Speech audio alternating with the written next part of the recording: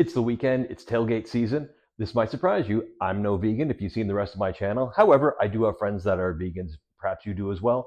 So I'm going to make some vegan tailgate brats. So what we need is some cream cheese, some brats, some diced jalapenos, and some vegan bacon. And I'm going to show you how to assemble these now. All right, you can take the sausage, put a slice down the center, cut it about 2/3 of the way through because you're going to want to stuff those. Open them up. When it comes to cutting the jalapeno, always make sure you wear gloves. Otherwise, it's going to end poorly for you.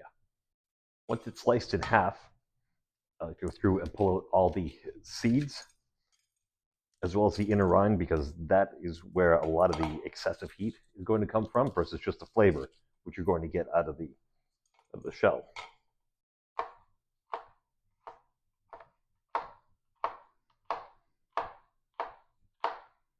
I like to dice the jalapenos up very fine.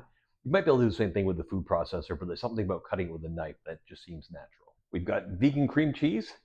I've never worked with this before, so let's see how this goes. Vegan cream and cheese. I don't know exactly how this is made, but I'll pretty much guarantee you the words all in natural are not a part of this. We're going to add a few of the jalapenos into the cream cheese, mix that up. You can add as many of the diced jalapenos as you want for desired heat and flavor. I know the folks that are coming over aren't that into the spices, so I've gotten a little light on them. Once you've got the sausages all sliced up, at that point we can start to fill them with the cream cheese and jalapeno mixture.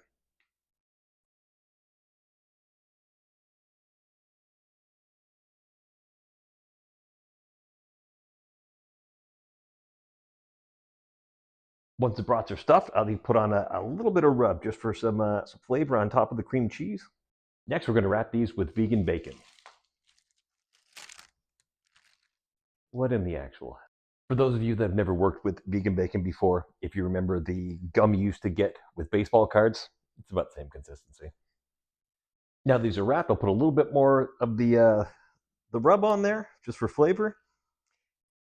And then these will go onto the barbecue for about 45 minutes over indirect heat.